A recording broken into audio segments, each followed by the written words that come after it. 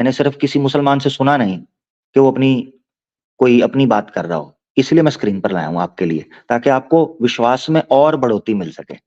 योहान हमारे साथ है। हाँ योहान भाई, हेलो। मुसलमान ना ज्वाइन करें यार हाँ पीछे भाई, जी।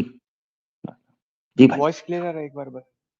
बिल्कुल तो बिल्कुल मतलब क्लियर आ रहा जैसे हम जी, जी, तो मतलब जैसे हम इस दुनिया में देखते हैं कि कोई एक बच्चा है तो वो कोई भी स्कूल में एडमिशन लेता है ताकि वो टेस्ट दे के पास हो सके। है। तो सिमिलरली हम्म। आपके रिलीजन में भी ऐसा कॉन्सेप्ट है कि इस दुनिया में एडमिशन ले ताकि टेस्ट दे सके। तो इसमें हमारा फ्री विल क्यों नहीं है, क्योंकि हम एडमिशन लेना चाहते हैं कि नहीं इस दुनिया में, जैसे स्कूल में होता है। ये फ्री विल गॉड ने हमको क्यों नहीं दी है? ठीक है, देखो, जो मिसाल आपने दी है ना, वो पार्शली ठीक बैठती है, पार्शली ठीक बैठती है, ठीक है। मगर जब आप मुकम्मल पिक्चर रखोगे ना फ्री विल के कॉन्सेप्ट को, ये बेसिकली एक फॉल्स इक्विवेलेंस बोल लो या फॉल्स एनालॉजी समझ लो, ठीक है। हमारा मानना ये है ये दुनिया इम्तिहान गाह है। अब आप यहां से एनालॉजी को शुरू करो कि एक बच्चा जब इम्तिहान के अंदर बैठा है, यहां से वो लॉजिक बिल्कुल ठीक बैठती है। अब आप कह रहे हो कि वो बच्चा जो है ना, उसने तो चाहा ही नहीं है कि वो ये एग्जाम दे, ठीक है ना, और वो चाहता है कि वो इससे कुछ कर ले, मगर आप कह रहे हो कि इम्तिहान देना है, यही बात रख रहे हो ना। हाँ, मतलब कि एडमिशन तो उसके चॉइस से नहीं हुआ एडमिशन इस दुनिया में। ये हाँ यही बोलना बिल्कुल चाहते ऐसे हैं। ही, बिल्कुल ऐसे ही है। इसमें दो तरह से जवाब बन सकता है। एक ये है कि एक इस्लाम का कॉन्सेप्ट क्या है, इस्लाम का कॉन्सेप्ट क्या है। तो प्योरली इस्लामिक कॉन्सेप्ट है जिसको अहदे अलस्त बोलते हैं। अहदे अलस्त सूरह बकरा में आया है, अभी दिखाता हूं थोड़ी देर में। एक जवाब तो इसका ये है कि हमें याद नहीं है मगर हमने एडमिशन लिया था, हमसे पूछा गया था। अब सवाल उठता है कि हमें याद नहीं है तो फिर मुझे क्या पता, मुझे तो फील हो रहा है कि मेरे से तो परमिशन ली नहीं गई थी। याद ना होने के पीछे भी एक फिलॉसफी है जो इस्लामिक बेस है। वो ये है कि हमें यहां भेजकर ये चीज भुलाई गई कि तुमसे ये परमिशन किस तरह ली गई थी, तो ये हमें बुला दिया गया। और इस बुला देने के पीछे मकसद ये था कि अगर हमें याद होता कि हमसे इस दुनिया के इम्तिहान में परमिशन ली गई है, तो फिर इम्तिहान खुद ब खुद रिवर्स हो जाता, खुद ब खुद। मिसाल के तौर पर अच्छा। मुझे आज याद होता कि जिस वक्त मैंने इजाजत दी थी कि अल्लाह तू मुझे इस दुनिया में इम्तिहान में भेज, मुझे याद हो, तो फिर वो जो बेस है ना इम्तिहान की, कि मुझे दोबारा से रियलाइज करना है, दोबारा से खोजना है, दोबारा से जानकारी प्राप्त करनी है, सत्य की खोज में निकलना है, अंबिया और रसुल का जो सिलसिला है वो सारे का सारा रिवर्स हो जाएगा। नंबर एक तो एक ये है, एक जवाब इसका ये है कि हमें इजाजत हमसे मांगी गई थी, हमारा एडमिशन हुआ और हमने कहा बला, हमने इस चीज की कही। अच्छा, एक तो अहद अलस्त से लिंक करते हैं। दूसरा ये कहते हैं कि अहद अलस्त में मल्टीपल चीजें हुई थी। अहद अलस्त का मतलब ये है, मैं आपको शायद ना समझ आ रही हो, अहद अलस्त सूरह बकरा में जिसको एक्सप्लेन किया गया है उसको कहते हैं जब हम आलम अरवाह में थे, यानी हम जब हमारी आत्माएं उत्पन्न हुई थी। तो जब आत्माएं उत्पन्न हुई थी तो उन आत्माओं के सामने फ्री विल रखी गई थी, जिसको सूरह हशर में अल्लाह ताला ने बयान किया है। तो सूरह हशर में अल्लाह ताला कहते हैं कि इन्ना अरदनल अमानात, हमने अमानत को, अमानता, हमने अमानत को पेश किया आसमानों पर, जमीनों पर, पहाड़ों पर, कि ये है फ्री विल, क्या तुम चाहते हो, यानी दूसरी मखलूकात के ऊपर। फअबैना अन यहमिलनहा, तो उन्होंने इनकार कर दिया कि वो उसको उठाएं, ठीक है, उसको उठाएं, इससे इनकार कर दिया। वह हमल हल इंसान, वह हमल हल इंसान, इंसान ने इसको उठा लिया। यह है फ्री विल का पार्ट। तो अहद अलस्त कहते हैं जब आत्माएं उत्पन्न हुई थीं उस समय के ऊपर हमसे ये चीजें पूछी गई थीं, क्या मैं तुम्हारा रब हूं? हमने कहा था कि बिल्कुल हो। हमसे पूछा गया कि क्या तुम ये फ्री विल लेना चाहते हो? हमने उसको उठाया, और जब फ्री विल उठाई तो उसके बाद हमें पेश होना था, ठीक है। अच्छा, अब एक ये जी। तो हो गया एक हिस्सा जवाब का, एक हिस्सा जवाब का। दूसरा हिस्सा है, दूसरा हिस्सा ये है कि ये सवाल सिर्फ फ्री विल के ऊपर नहीं उठेगा कि हमें हमसे पूछा क्यों नहीं गया यहां भेजने में। दुनिया में भेजने से ज्यादा बड़ा सवाल है ये पूछना हमें बनाया ही क्यों गया था। देखो, फ्री विल देकर दुनिया में भेजना ये बाद की बात है, सेकेंडरी है। पहले तो हमारा उत्पन्न होना है।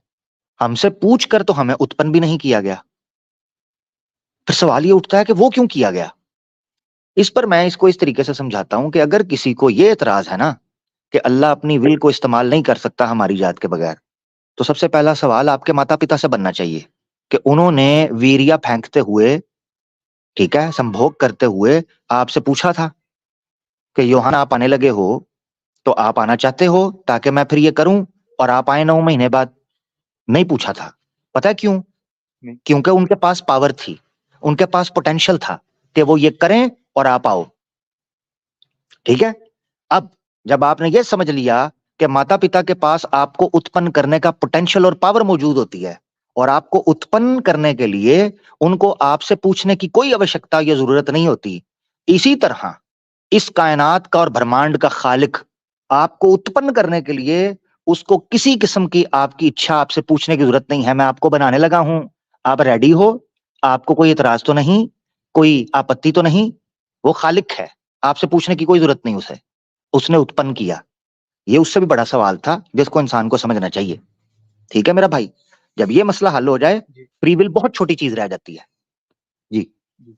जो जैसे आपने बताया कि पहले मतलब दुनिया से एडमिशन लेने से पहले उन्होंने हमारे आत्मा को पूछा था उस टाइम पे, हाँ पहले हाँ भी। हाँ, जी तो क्या जी। मतलब उस टाइम पे कुछ ऐसे भी आत्मा थे जो ये बोले कि नहीं हमें इस दुनिया में नहीं जाना है टेस्ट देने के लिए?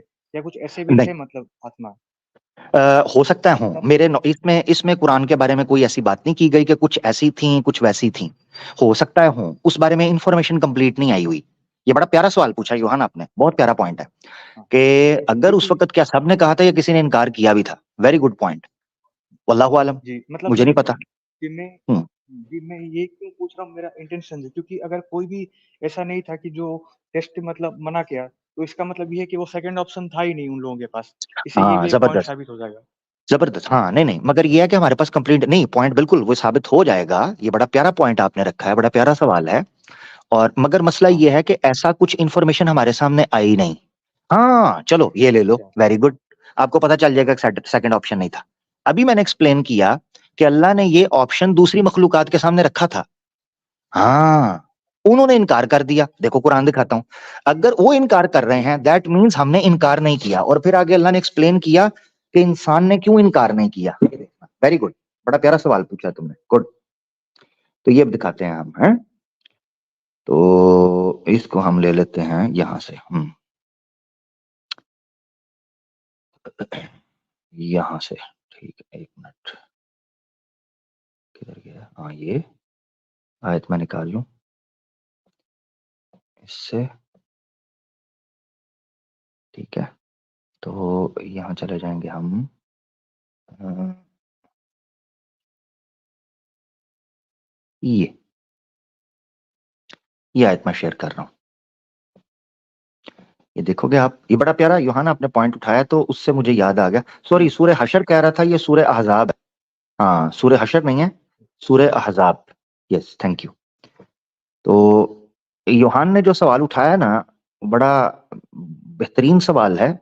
और इसी आयत में जो कॉन्सेप्ट मैं समझा रहा था उसमें उसका जवाब भी दे दिया हुआ है जो इसमें ये सूर्य अहजाब है, चैप्टर इंग्लिश 33। जी, इंग्लिश में है मतलब मैं ये तो नहीं जानता। हाँ, मैं इंग्लिश में ट्रांसलेशन ओपन कर लेता हूँ, रुको। ठीक है। किसकी कर लें? कोई भी कर लेते हैं यहाँ से। वहीदुद्दीन खान साहब की है, थोड़ा न्यू है। अच्छा, सूर्य अहजाब चैप्टर 33 है, वर्स है 72। तो लिखा है, इन्ना अरदनल अमानता अलस समावाति वल अर्द वल जिबाल फअबैना अन यहमिलनहा। उन्होंने इनकार कर दिया, दे रिजेक्टेड दैट ऑफर, अन यहमिलनहा, कि वो उसको उठाएं। वो अशफकना मिनहा, और उससे कांप गए। वह हमल हल इंसान, इंसान ने इसको उठाया। इन्नहु कान ज़ुलूमन जहूला, बेशक वो धोखे में था या जालिम था या इग्नोरेंट था, उसको पता चला। अब ये ट्रांसलेशन पढ़ लो जी। We offered to the trust of parents, they refused to bear it, but they were afraid, but man। अच्छा, तो इसका मतलब कि जो अर्थ माउंटेन से इन सब से भी पूछा गया था कि आप टेस्ट देना हाँ, चाहोगे कि नहीं? इसका यही मतलब है ना? यस अच्छा। Yes yes, free will. पर इसीलिए पर हम ये कहते हैं, हाँ। पर हाँ, पर इसमें जो लिखा है कि इंसानों ने इसको उठाया, तो इंसानों ने मतलब क्या 100% इंसानों ने उठाया या फिर उनमें कुछ इससे परसेंट के यही, लिए इंसान? इससे ये पता चलता है, कुरान के अकॉर्डिंगली ये पता चलता है, वह हमला हल इंसान, अल इंसान यहां पर एक जिन्स के तौर पर आया है। जिन्स का मतलब ये एक स्पीशीज, एक ग्रुप। अच्छा, तो पूरी की पूरी स्पीशीज जो थी एज अ ह्यूमन, उन्होंने इसको उठाया, ठीक है। अच्छा। तो इंसान ने इसको पर उठा ये लिया। पर ये तो हाँ मतलब बोल। ठीक नहीं लगता ना कि अगर मतलब चॉइस 2 है तो मतलब कोई तो ऐसा होगा ना कि जो सेकंड चॉइस को चूज़ करेगा। जैसे अभी मान लो, करंटली भी इस तरह जैसे मान लो, लोग काफ़िर बनना चाहते सॉरी, इस तरह मान लो, आपके अब्बू हैं, ठीक है, आपके फादर हैं। हैं, उन्होंने लोन लिया, हुँ, ठीक है, बैंक से हुँ, लोन ले लिया। आप उस वक्त पैदा नहीं हुए हुए थे, या थे भी तो 3-4 साल के, ठीक है। अब आपके पिता जो है उनका, हाँ, अब अल्लाह सुखी रखे, मेरी दुआ है वो ठीक रहें, उनका हो गया देहांत, ठीक है, जी, वो गुजर गए। अब उसके बाद बैंक किसको पकड़ेगा? आप थे अकेले, हाँ, बैंक आपको पकड़ेगा कि आप उनके बेटे हैं, ये लोन था, ये प्रॉपर्टी सेल करें या ये करें, ये करें, आप गाड़ी दें, फलाना करें, ताकि ये लोन ठीक करें आप, ठीक है। हाँ, इसी तरह ये समझें कि हाँ, अगर हमारे जैसे मिसाल के तौर पर मुझसे अगर ना भी पूछा जाए, चूंकि मैं उनकी औलाद में से हूं, अब ये यूं समझ लो, दुनिया के अंदर भी कितनी दफा ऐसा होता है कि फैसले हमारे बड़ों ने किए होते हैं, फेस आज की जनरेशन को करना पड़ रहा है।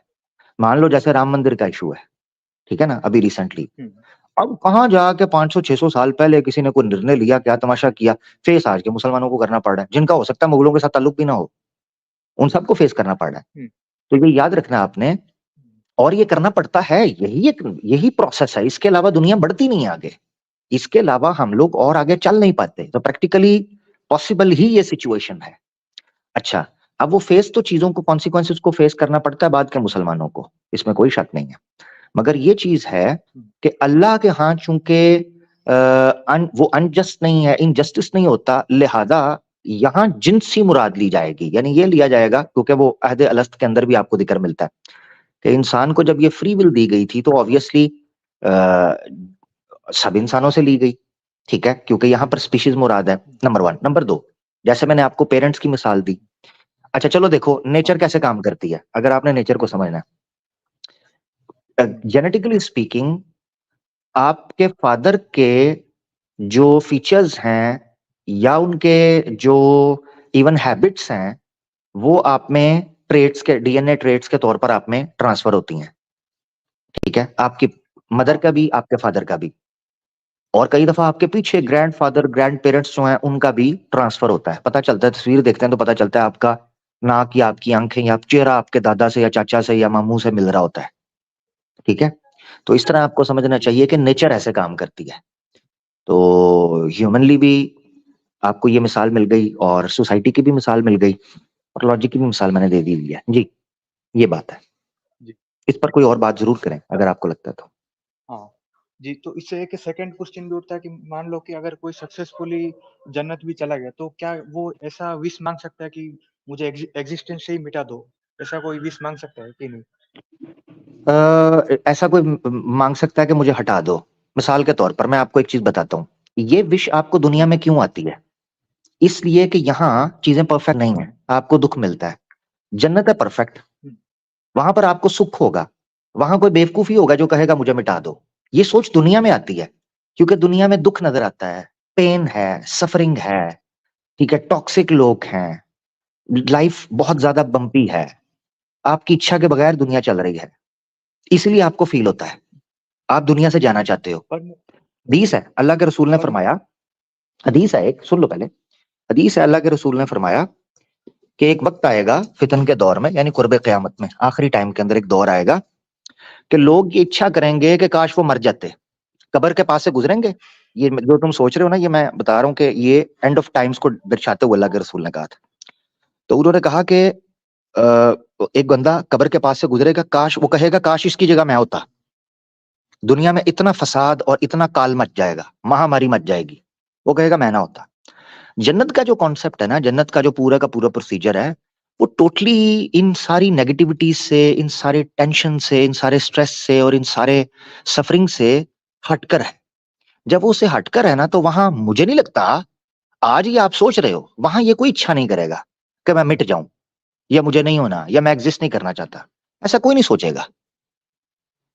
जी, पर मतलब एक हदीस में सुना था कि जिसमें ये बताया गया था कि जन्नत के जाने के बाद भी 2 अफ़सोस होगा एक इंसान का, कि वो हाँ, हाईएस्ट लेवल पे क्यों नहीं गया, जन्नत का जो हाँ, अपर लेवल्स है वो अचीव नहीं कर पाया। हाँ, और हाँ, दूसरा हाँ, ये होगा कि वो अल्लाह को नहीं देख पाया, ये 2 अफ़सोस रहेगा ही इंसान में। एक हदीस हाँ, में ये मगर लिखा ये था। हाँ, तो ठीक है, वो ठीक है। ये आपने सही कहा है, ये आपने सही कहा है, ये मैंने पढ़ी है हदीस, ठीक है। मगर उसमें ये आपने समझना है, वो अफ़सोस डिप्रेशन पैदा नहीं करेंगे। यानी मिसाल के तौर पर मैं आपको बताता हूँ, एक मिसाल से समझाता हूँ। आप आप एक घर लेते हो, अच्छा घर, ठीक है? और जब आप वो घर लेते हो तो आपको पता चलता है कि उससे सस्ता घर और उससे बेहतर घर और उससे बेहतर लोकेशन पे घर अवेलेबल है आपके लेने के बाद। आपको दुःख तो होगा कि अगर मैं थोड़ा वेट कर लेता, थोड़ी और स्ट्रगल करता, थोड़ा और मार्केट घूम लेता, 4 पैसे और इकट्ठे कर लेता, तो इससे बड़ा बंगलो ले लेता, हाँ। इससे बड़ा विला लेता। मगर ये चीज़ आपको डिप्रेस हुँ। नहीं करेगी कि आप ये सोचना शुरू कर दें, यार मैं तो बिल्कुल ही बेकार था, मैं ये नहीं कर सका वो। तो टेंशन होना या अम्लों की कमी फ़ील होना, ये तो बिल्कुल होता है। इसमें तो कोई शक नहीं कि इंसान चाहेगा मैं बेहतरी की तरफ जाऊँ, ऑब्वियसली, मगर वो नेगेटिव नहीं होगी, डिप्रेशन नहीं होगा उससे, ठीक है ना? अच्छा। जी, हाँ, ठीक ये है जी, चीज़ है। मतलब सब यानी मतलब वो आपका कहते हैं ना कि इसकी मिसाल है ना, एक और मिसाल दी जाती है, वो कहते हैं कि शादी करने के बाद, मोबाइल लेने के बाद और गाड़ी लेने के बाद, आदमी ये कहता है काश थोड़ा वेट कर लेता, अच्छा मॉडल मिल जाता, ठीक है? तो मकसद मकसद कहने का ये है कि भाई इतना सही होता है और टेंशन कोई नहीं। तो आप स्ट्रेस ना लो। वहाँ की हम यहाँ रहकर जब जन्नत को एनालाइज़ करते हैं ना, तो फिर हमें इस तरह के सवाल उठते हैं, हैं? हमेशा में या क्या करेंगे? बोर हो जाएँगे ये वो। वही आप लोग उस चीज़ के अंदर गए ही नहीं हो, इसीलिए। एक हदीस है कि अल्लाह के रसूल ने फरमाया कि जब दुनिया में जिसने परेशानी की ज़िंदगी गुज़ारी होगी ना, मार खाई, लुट गया, कत्ल हो गया, परेशान हुआ, दुःख उठाए, सफ़रिंग देखी, जब उसको जन्नत का एक चक्कर लगवाया जाएगा ना, जन्नत का चक्कर लगाया जाएगा, तो उससे पूछा जाएगा, "हाँ, तूने दुनिया में क्या तकलीफ़ें देखी?" वो भूल जाएगा, हुँ। वो कहेगा, "मैंने तो देखा ही कुछ नहीं। अगर इसके बदले मुझे ये जन्नत मिल रही है, तो ये तो कुछ भी नहीं था।" इतना सुकून है वहाँ। अब ये है कि जन्नत के अंदर जब आप पहुँच जाते हो, इस शरीर से निकल जाते हो कि ये शरीर को मृत्यु आनी है, इस शरीर ने बूढ़े होना है, इसको रोग लगने हैं, इसके साथ और दूसरी ज़रूरियात हैं, कमज़ोरियाँ हैं। जब आप जन्नत में चले जाओगे, तो फिर ये जो शरीर की कमज़ोरियाँ हैं, इसकी नेगेटिव जो फीचर्स हैं, बीमार होना, ये वो सारी चीज़ें, ये खत्म हो जाएँगी और आप एक परफेक्ट लाइफ़ वहाँ पर जियोगे। फिर आपका दिल नहीं करेगा कि मैं ना होता। फिर आप कहते 5-6 मेरे जैसे और भी होते, मेरे बच्चे भी होते मेरे साथ, ये भी सोचोगे। ठीक है ना? जी। ओके, जी, शुक्रिया जी।